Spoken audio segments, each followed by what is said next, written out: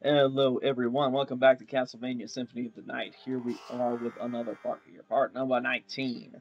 So, in this part, we are going to be doing some interesting stuff. So, first off, we need to use the library card here. We don't actually have to use the library card, but might as well. Actually, though, let's hold off for a second because we're actually really close to the to just using the warp room, so we might just do that. I'm just gonna have to wing smash down this hallway and whatnot. So it's pretty easy. Come on. Eh, yeah, die some. Oh.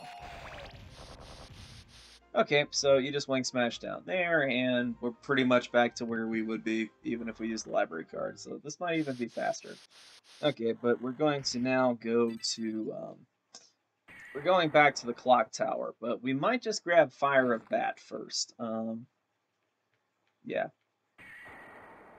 so we'll grab the firepower for the bat. We'll do that right now, I think. That makes sense to me. And then afterwards, we'll head to the clock tower. Yeah, I think that's a good plan. Easy, simple, straightforward. Uh, uh, Stonified.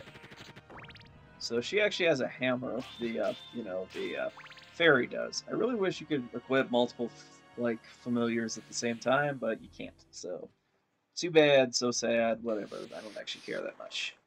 Okay, so here's like the final area before the boss we already beat, and what it has that I actually care about is up top, and that would be this.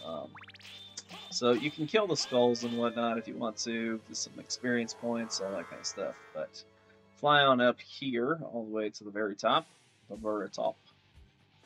Keep flying, a little further, a little further. Okay, let's swing smash our way in here. And we have Fire of Bat, which is, the ability to shoot fire in your bat form. Which I can honestly say is pretty useful. But we might as well kind of like explore the rest of this room. I really don't think there's any reason we actually ever have to go into the clock tower. Like, forget the best ending, and forget grabbing, the extra life apple there, I think. But I think it's an extra life apple you can get by turning all the stuff and whatnot, but I don't think it's worth it. We're not doing 100% here by any means, so...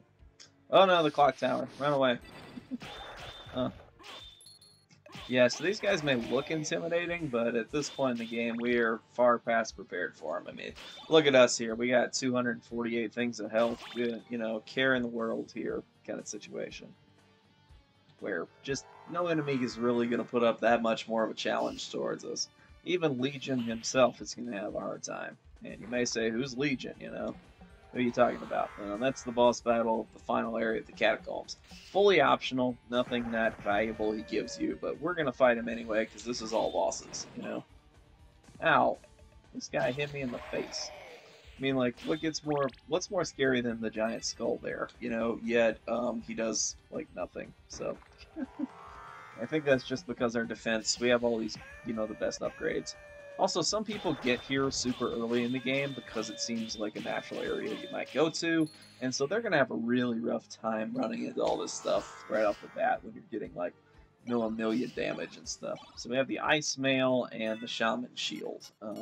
So let's look at the mail quickly. The Ice Mail, I believe, is just not that useful, but it's strong versus ice-based attacks. So anything ice-related, but I don't think we run into that many like ice creatures and stuff. Anyway, this is the other thing I really wanted to get in here. I don't think that there's much else of value. I mean, there's some small stuff, I think, but I can't think of anything of extreme value in this area. It's just I mean, if we look at our map of it, we've explored pretty much all of it, but let's just complete the map for this room, just for the sake of showing off what's all here. So we have some candles here, but that's about it. You can shoot them if you want to with the Fire of Bat, but the items fall all the way down, so not much point doing that. You can fly around over here, fly down a little bit. Let's see, we need a little more here. Complete the map for the room. Ugh, games that base their stuff on map coverage can be a little annoying sometimes. I mean, this game does that, but I just don't think that that was a wise decision. I don't see what the point was. But maybe that's just me. Maybe somebody else sees the point. Who knows? Who cares? Okay, time to get out of here, though. So let's do that. Get the hell out of here. Go and fight Legion. Yeah.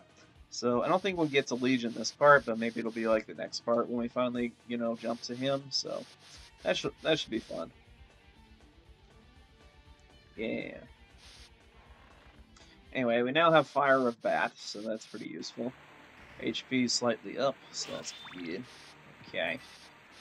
So yeah, we got some useful stuff, and now it's time to go back towards the clock tower. We won't actually have to get quite to the clock tower itself, but we're going to get close to it.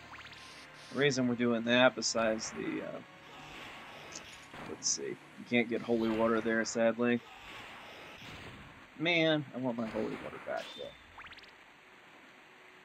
Well, the axe isn't a terrible sub-weapon, it's just not that good. Okay, never going to need to go back there. Go back this way. Okay. Well, yeah, so far this walkthrough's been pretty fun, I think. Hopefully you guys have been enjoying it. Make smash. Yeah.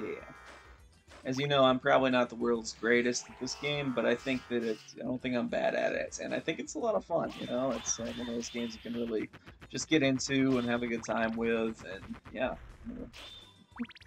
So now we gotta go back down to the caves, the, area, and we're gonna descend below the caves to the catacombs area, and yeah, that's about it for what we're going to do here. There's some interesting boss battles in there, including Cerberus, three-headed dog, of course, based on Greek mythology on that one. It's interesting everybody here works for Dracula, like what do they do it for fun? It's just, it's like, why does everybody here work for Dracula? Do they get paid? Or they just magically slaved into it? Like what makes them all so want to work for Dracula? I don't know. It seems like he's just some vampire guy. So, like, how did he get that title? I wonder, like, head of all vampires. Like, how did he get that position? Good corporate structure? I don't know. Okay, let's see. So let's descend this way. My favorite farming spot down here if you want to get some extra money. We may come back and use this later when we're if we want Joseph's cloak. I don't think we absolutely need it or anything. It's just if you want the money, it's there. Honestly, you mostly just need the iron shield and the, stuff like that. You just need the iron shield from the guy. You need some library cards. You need, like, what even else do you need, though? Clearly, you need the Jewel of Open. That's, like, the only required item. But I think the iron shield, pretty much necessary. I'd say a few library cards also pretty necessary, but they give you enough in this game that you don't actually ever have to buy any, unless you want to. It makes stuff faster if you don't want to explore everywhere, though, but I show off all the library cards you ever need to find. So, anyway. Yeah, so if you remember correctly from earlier, we unlocked a little bridge here, and we didn't go back for it last time. The reason we didn't go back for it is you need the Echo of the Bat to really, fully explore that area. Now that we actually got the Echo of the Bat for beating that vampire guy, we're in a good position here. So this trick can be a little tough for this enemy. So we have this guy who's going to come along, and he's going to throw a barrel, okay, a flaming barrel. But he's going to throw it at us as soon as he's, like, fully on screen. So you see that skeleton head guy? We need to keep him not off screen, but just slightly on screen, okay? Until we're standing on at least the bridge. And then we're going to let him toss his barrel. And we're fine here. So just wait for him to be enough on screen, and, yeah. Anyway, the barrel only does 1 damage, so it's like, who cares? But our life's up anyway. I also feel like I don't normally have this much health in this area. I mean, I think that I probably do, almost, but maybe I'm just not remembering correctly. Maybe we're doing extra good on this playthrough. The abandoned mine. So, yeah. This area. This area is a pretty good area. It's going to be fun here when we resume in the next part. So, thank you guys for watching this part, and I will see you guys next time with part number 20 here. Big 2-0. So, thank you guys for watching, and I will see you then.